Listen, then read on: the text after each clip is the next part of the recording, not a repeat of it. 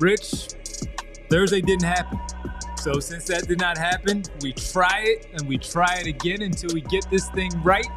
Sixers take on the Nets, 20-35, two teams sitting there fighting for one of those spots in the play-in tournament. And as a result, they have to play a game against one another tonight in South Philadelphia as the second half of the season officially gets underway tonight and not on Thursday. Welcome to the PHLY Sixers Pregame Show presented by Bet365.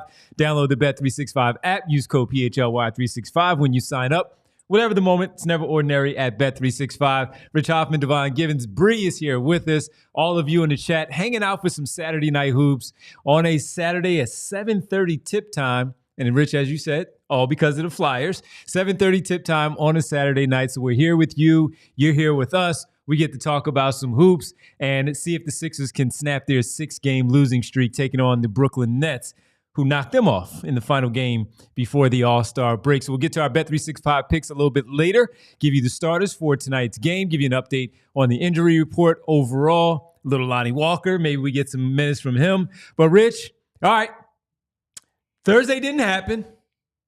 We're back at it one more time. How about they just play with some pride tonight and get a win? Yeah, and as you mentioned, Lonnie Walker will get minutes tonight, according to Nick Nurse. That's what Kyle tweeted out about an hour ago, and that's a new thing, right? That's a new shiny toy for us to try another one to watch and hope.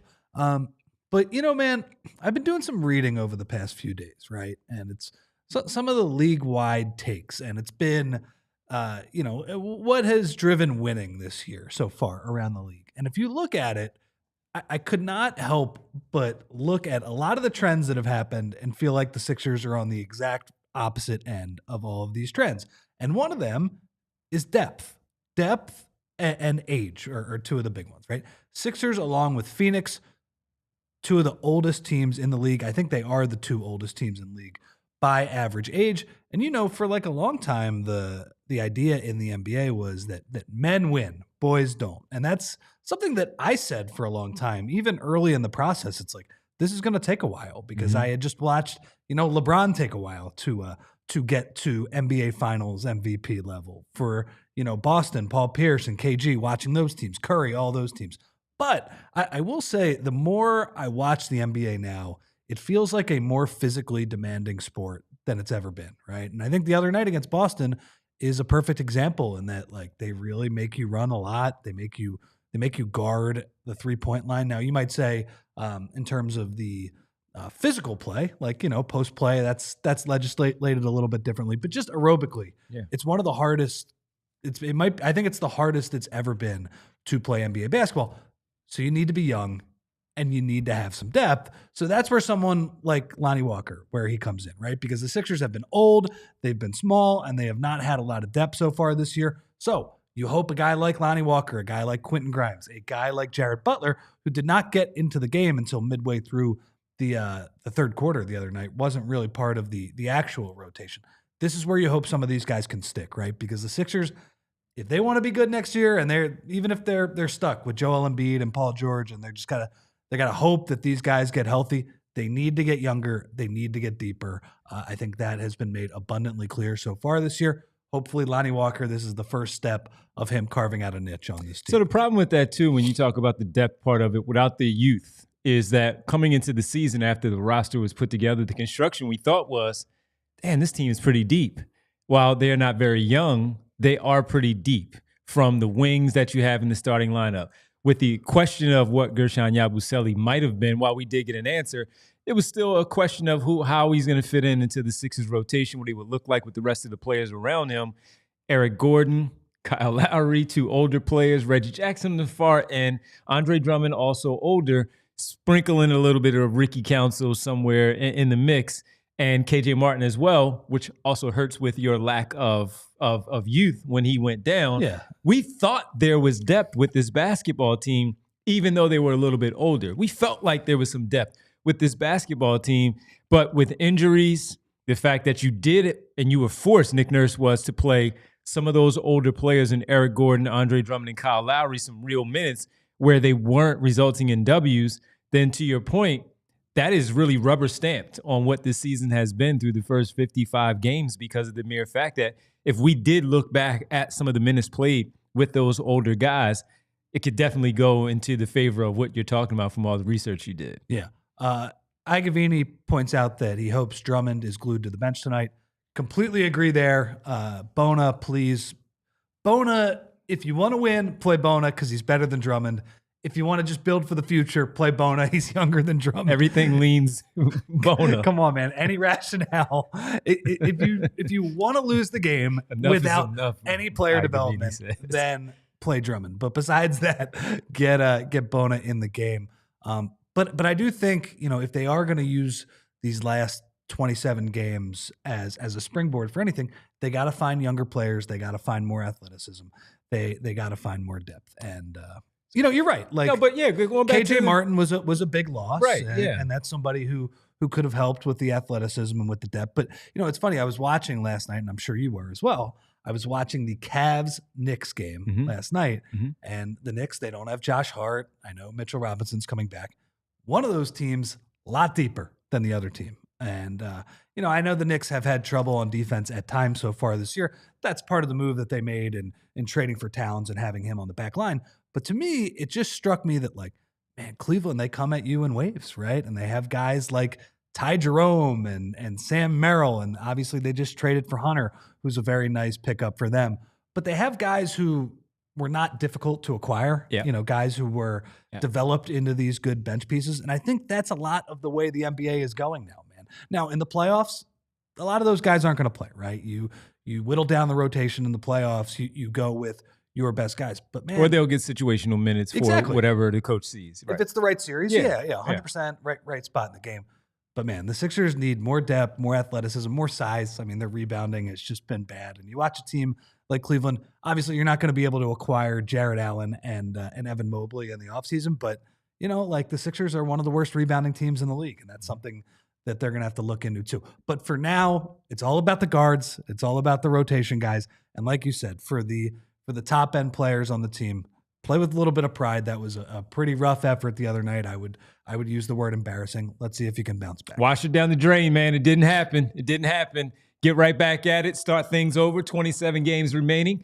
Go 27-0, like I know a lot of you want this basketball team to do going forward. You got 20 wins, man. 40 wins going into the postseason. But no, man. But just to kind of go back to the beginning of the season, as you talk about with the depth and the youth and the veteran players that they have, we didn't think that though.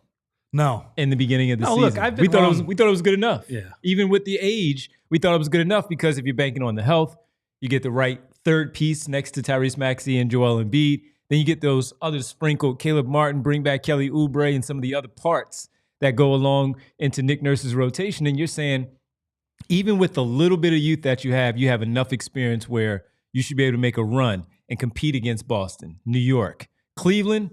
While we had them in there, Sixers are still better. No worries in a playoff series, right? Sixers are still better. But to everything you just laid out, that has turned out to be completely wrong for this season.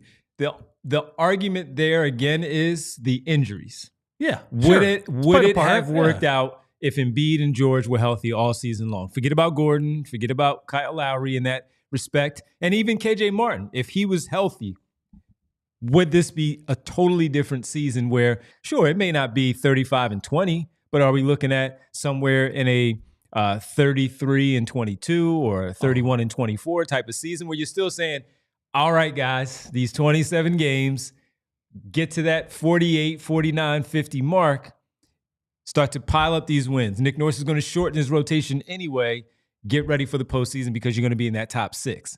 Instead, we're here partially because of injuries and also maybe just simply because of the point that you're discussing is that they're too old and the injuries also caught up to you because you're probably a little bit too old. I think a lot of this season, it's been pretty interesting to watch and sad, frankly, to watch Joel Embiid come to terms with, at least for right now, and I really hope he can get back to the level he was at, but at least for right now, my body is not allowing me to be that dude. So we didn't talk to Kyle and Derek after the game. So when we did get some of the quotes and some of the conversation that was had from out of there, though, Joel Embiid talked about how. Yeah, that's what he talked about. Yeah. Yeah, he might, in order for it to get, I have to pull the story up, but I do have it here. But just not speaking of it verbatim, but what he said was, in order for me to be right, something's going to have to be fixed. I mean, rehab without surgery, you can fix things without surgery. But is this, again, we don't know because of the conflicting information coming from him and then the organization of how they both release some of this information. Is it possible? Is it possible for him to, again, get through this rest of the season, play enough games for them to get to the postseason, still be effective enough where they get in there, make some noise, and still for him to fix whatever the corrected problem needs to be fixed in the offseason for him to come back and be, as he said, himself again?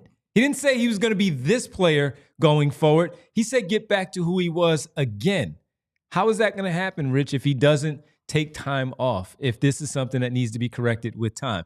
If they get into the playoffs and they get knocked out in April or early May, you're looking at all of May, basically, June, July, August, and September. That's pretty much 5 months. Is that enough time? I don't know. We don't know. No, we don't know. And I think that's why, we can bat the argument back and forth where, I could say, I'm not sure there is a specific surgery that is available that is going to fix him, because they did have him have a meniscus surgery last year. I'm not sure, some of the other meniscus suggestions that have been thrown out there are like pretty off the wall, right? Like the Lonzo Ball surgery. Like I don't think you want to do that. Those are high risk options that, Joel might be out for a few years. But you're right. Like, is it rest? Is it trying to play through the games? I don't know exactly what it is. And if you want to say just shut him down and rest, and if he does need to physically rehab on his knee, do it in practice. Do it in a controlled environment where he can't get hurt. And he's not playing back-to-back. And then you can see the young guys and all that stuff. So I completely agree. So that's a huge part of it, to go back to your point on the injuries and Joel not being that dude. That's the biggest reason they are in the spot they are so far this year. But what they can control for the rest of the year, at least with the roster, is playing these young guys and trying to get more depth. And look, I was wrong. I thought they were going to be deep enough. I thought they were going to have enough athleticism, enough depth. I think Kyle Lowry and Reggie Jackson having to play a lot of minutes, Eric Gordon as well, that's symptomatic that they probably had a few too many old players on the team. But in fairness, KJ Martin went down, Jared McCain went down, Jared's coming back next year. I guess my point is, though, try and find as many guys as possible, because I think in this modern NBA, man, I know the Knicks do it differently. I know they play their guys 1 million minutes per game, but I think that the best way to go about it, when I look at teams like Cleveland, I look at OKC, I look at Houston, those teams are athletic. They don't play their dudes a ton of minutes either, too. I think Fred VanVleet plays a ton of minutes for Houston, but they have athletic guys that are coming off the bench. They have, players that can come at you in waves. I think that is what the Sixers need to look to build over the next few years. So hopefully they find a diamond in the rough in Lonnie Walker and some of these other guys that they've brought in. But seriously, tonight, two things I want to see. I want to see Bona over Drummond. I've just had it with Drummond. Enough of Drummond. The other thing I'd like to see, and this goes to the star players, I'd like to see them play through Tyrese Maxey a little bit more. Felt like the other night, it was just a lot of Joel post-ups. And I don't know, it's just Joel does not seem to have that gear on offense right now. Maybe turn him into more of a facilitator, play the dribble handoff game with Tyrese. But the way Tyrese has started these games, these past 2 games, it feels like he's kind of a decoy. And Tyrese Maxey can't be a decoy, because frankly, of the big 3 players, when he is engaged right now, he is the most explosive, the most consistent, the most threatening offensive player on the team right now. So that's why I put up leadership in this rundown, because as they continue to say all the right things about making the play in and trying to be a disruptor in the postseason with a fight to get in there, the leadership part comes in, because Joel Embiid is not one of those who has to be vocal, as he's always said about being a leader. But the one way for him to lead, as we've heard him many times talk about, and we saw this in the biggest games of last season in the postseason, which was he always, number one, says that Tyrese Maxey is the franchise player. He calls him the franchise. We know that he is pumping up his guy. He is good enough to be a 1A behind Joel Embiid and win a lot of basketball games. So in this case, because Joel Embiid, is not fully healthy and unable to be the player that he talks about with the lack of explosiveness and all the things that he is able to do with the creativity and just the skill, the skill and sheer force of what made him the dominant player that he has been in this league for so many years. His leadership needs to be full focus right now of, I can do exactly what you just said. I know I can play off of Tyrese Maxey. He's done it before. And still let him be the focal point of the offense, because Embiid is still, even at this, whatever percentage he is playing at, he's going to get double teamed.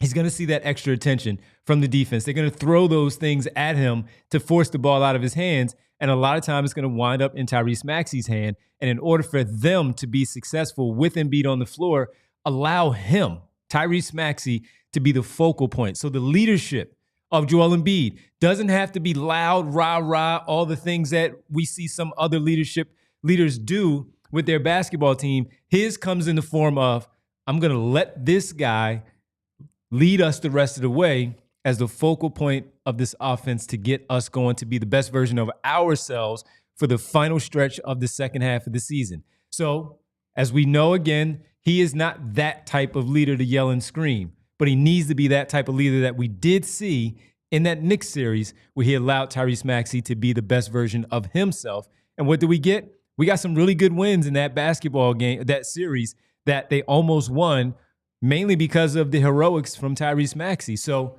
if he is a leader, like he always wants to share that he is, his leadership starts in this form of letting Tyrese Maxey be the guy. Yeah, and Fly Guy in the chat is disagreeing, and I understand that if Tyrese Maxey is your top player, they have lost a lot of games. Yes, they have. But when he's the top player without Joel Embiid, like Joel Embiid can play defense, right? He can create more space for Tyrese Maxey, and the guy that Joel Embiid is right now is just, he's not the same guy as in past years. I'm fully with you that, over the past few years, Joel Embiid has been a better player, a different type of floor raiser than Tyrese Maxey. But I'm just watching these guys right now, and to me, Tyrese Maxey is the most threatening guy, and that goes with Paul George too, where, we talked about the other night, his numbers were okay, but it wasn't really threatening offense, right? It's like, dribble through your legs a million times, step back long two. He made a couple of them. Those are pretty looking shots when they go in, but I think you're going to lose out on the math battle just because you're not really threatening the defense quite as much. So I would like to see a little bit more of that. And it was really like apparent to me early in these games, Devon, where he was watching, right? He's just kind of watching Joel and PG do his thing. Like Tyrese needs to at least be, an equal partner. He needs to be involved a little bit more. So I would like to see that more. Did you see, speaking of Lonnie Walker, he talked about, the Sixers, were they his hometown team because he's from Reading. Right. And he said yes. And he said, I came to plenty of games, and here was the area he came to.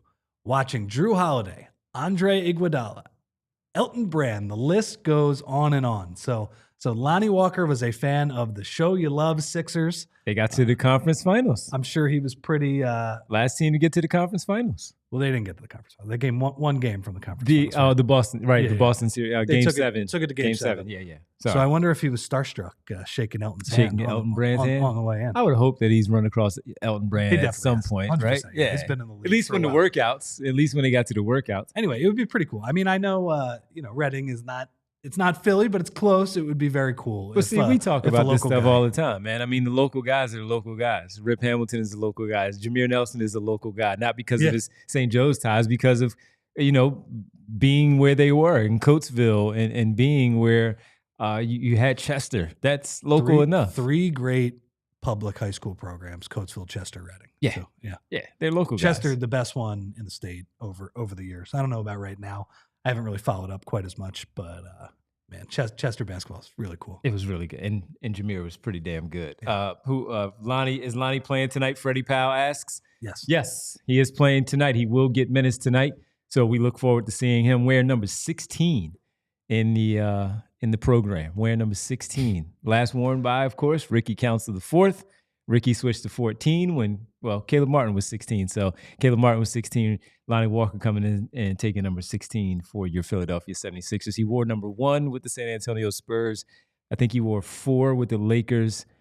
and he wore 8 with the Brooklyn Nets. All of those are off the table for the Sixers, so he went with 16 for the Philadelphia 76ers. We have Super Chat real fast from Sandman, a.k.a. Mr. Sandman. Duncan, speaking of Joel Embiid, had to play like a highly efficient role player when Parker and Ginobili and Kawhi Leonard were the energy of that team. Even more, too. Embiid needs to sacrifice his stats and play like that, at least for right now. I mean, because he's not. Until he has figured out whatever it is, it's the rest or the surgery that needs to be taken care of. Sandman, he's talked about looking at Tim Duncan, how he did things in the second part of his career. And while this may not necessarily be who Joel Embiid is going forward, again, we don't know the answer to that yet. This season, he can't get back to whatever version he is, whatever 100% is now. I don't think this is it.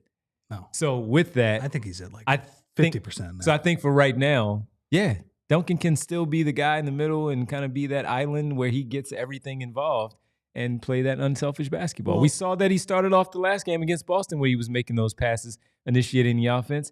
He could do the same thing going forward if they run the offense and have an identity. That's one of my favorite teams of, I would say, the last 20 years, the 2013-14 Spurs, where, I mean, the ball movement was insane. So it wasn't just those guys, though. It was Bellinelli, Boris Diaw, Danny Green, Thiago Splitter, Patty Mills. Talking about deep. Right? They were incredibly deep. The ball was pinging around. And yeah, Sandman, I think that is a possibility moving forward. I guess that's something we could talk about. Like, let's say he does get back to 100%, but he cannot give the same level of effort on a game-to-game basis. Do you think maybe in the future, let's say he does get healthier, though, and he is able to impact the game. I was wondering, because I think his defense has been pretty rough over the past few games. I thought Boston had him on skates the other night. I think Derek has pointed out to me, too, that statistically, earlier in the year, Joel was kind of the saving grace for this terrible defense, but he's been a part of the bad defense. It's a much greater issue than just him, but usually he was the guy who would save it. Do you think, let's say he does regain some of his level, but he cannot be the complete two-way force. Do you think maybe he would be better throwing some of his energy more on the defensive end and turning into more of a, not a complete role player on offense, because I'm sure he'd still give you 20 points or whatever it is. But yeah, turning into kind of the modern version of Duncan, where he's playing through these perimeter players. He's not isoing quite as much as he has. He does not have the same type of offensive load that he had, let's say, last season. Yes, because I think he is talented enough, good enough. We've seen him, of course, as a two-way guy, but I think at this stage of his career, he should be able to pick his spots too, where he can dominate defensively and he has somebody who can score at will the way that he does with Tyrese Maxey. I think that would be a pretty good option because of that reason, because we know that in today's league, you can take some nights off where you're not just going out there and being a complete zero. He can go out there and dominate on the defensive end if he still has a lift enough in his leg and his legs to get up and contest some shots. Even when he doesn't, he's still, just because of his presence, players just change how they attack the rim or how they get their shots off when he's once going they good, do get in there. Sure. Yeah, absolutely. So, and look, the other part is them having to figure out where he's not being pulled away from the basket too much and not being caught there on the perimeter where everything is just a drive to the basket and an easy finish at the rim. How are they going to figure that out? That part is tough because that's something that they have to figure out defensively with the coaching staff of how they're going to do it and with the personnel, what you want them to do. But yes, I think he is good enough to pick his spots, Rich, where he can dominate one night defensively and still be more than effective in dominating on the offensive end, depending on the opponent, depending on how the game is flowing, where you could see right there in the first 5 minutes, all right, I've seen it. This is how it goes. First 5 minutes of the first half, they make their adjustments in the second half after halftime, and you do the same thing there. That's on you. That's on the coaches also to figure out how he can be the most effective in particular game X that night. So let's see if he does play 16 games, whatever it is, not the back-to-backs, but he runs through the tape this season. Let's see if he can figure out a little bit more of that role. Because I think right now, especially like, do you think he can? Sure. And I wonder is the thing I'm wondering though, Devon, is are the Sixers going to have the pieces around him to make that work? Because if he's ceding some of the offensive responsibility, all right, you better have the guys that can handle it a little bit more and that can play. You got one. We know Tyrese Maxey can do it. Paul George has not proven that he's able to do that yet. He should be able to do that a little bit. maybe you can hold out hope for that. But yeah, I do wonder. I don't know what the right answer is there in the long run, but I do know if the Joel is like this bad on defense, they have no shot. So I'll add to this too, because we talk about the leadership and all, and you talking about making that change and adjustment in the moment of doing so. For him, he shows it too much body language and on his face when it's not going well. Yeah. He needs to get it through his head and mentally fight through all of that too, to know that the adjustment needs to be made. I'm not going to sit here. I'm not going to pout. I'm not going to point out others' mistakes there that are happening out there on the floor. Just go out there and do it. And mentally, he has to get past that. Right now, I am not me. Whenever we figure out in the offseason how we're going to attack this thing to correct it, in this moment, I have to get it through my head and mentally that I'm going to be this player for this team for the final stretch of the season and however far they go if they make it into the play-in and eventually in the playoffs. That's a mental game that we haven't seen him overcome a lot of times. Man, he wears it too much on his sleeve at times where you're like, he's already out. He's defeated, and the players opposite him can see it too. And that becomes a problem. He has to fight through that and help this team right now. So that's what we have for the rest of this year until they pull the plug officially. And by the way, this is a game 27. This is quite a game for the Tankathon spin. These two games, the Sixers against Brooklyn and Chicago, tied with Brooklyn in the standings. Sixers are a game and a half behind the Bulls. I believe the Bulls are losing to the Suns right now. Yeah. Okay. So the race for the 10 seed is on, in addition to the race for the sixth worst record. And our depending folks, on how you look at it. Yam says, LOL, Devon Leopard's not changing his spots. But I agree with you because we haven't seen a lot of it, Yams. That's where we're asking him to show that maturity and that leadership maybe at some point. And you need to have it sooner rather than later for how this season is going forward. All right, let's get to our starters here tonight. Looks like the same five, Rich, against Boston. While they didn't give all that good results, no. It's the five that we still should see because this may be your five for the remainder of the year. And as you've talked about a lot, they need the reps. I don't mind it. Play better. It didn't happen on Thursday. No, so just come on out here tonight and make it happen and go for it. Get it done and see what it looks like overall for the Philadelphia 76ers here tonight. All right, let's get to our pick segment brought to you by Bet365. Download the Bet365 app.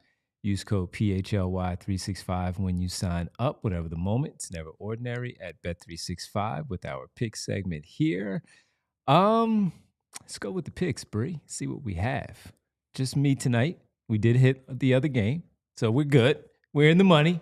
So you can take some of that money and see how Rich feels about this one tonight. With the plus 180, Paul George has 17 to lead the team in scoring. We said we wanted to see a better showing. I'd imagine, forget about Boston because we washed that down the drain. He scored 2 points against this team. He's going to make it a focal point to get more than 13.5 points tonight, Rich. It certainly looked like his hand was in a better spot than it was in that Brooklyn game a few weeks ago. Yeah, I think that's good. And then you took Cam Johnson. Cam Johnson was 2.5 or 3.5? It was 2.5. 2.5. He was definitely over 2.5 the last time they played in Philly. Here, yes. When they played on Wednesday of last week, he only made 1.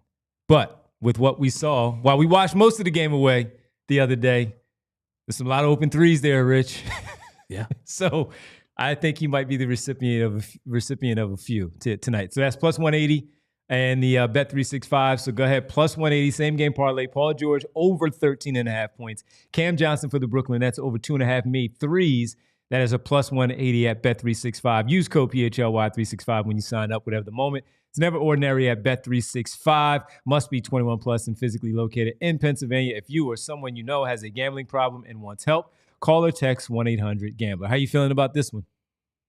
I have no idea. I think they're probably going to win just because Brooklyn does not seem all that interested in winning as a franchise. But I have no idea. The Sixers have not played well recently, guys. D'Angelo Russell, by the way, out tonight for the Brooklyn Nets. Man, they're tanking their butts off. There you go. So, all right, we'll be back after the game to talk about it with all of you. Enjoy the game. We'll check in with Colin Derrick from the arena. will they snap their 6-game losing streak? Rich, Bree, and myself will be here post-game to talk about it with you on the PHLY Sixers post-game show presented by Bet365. Enjoy.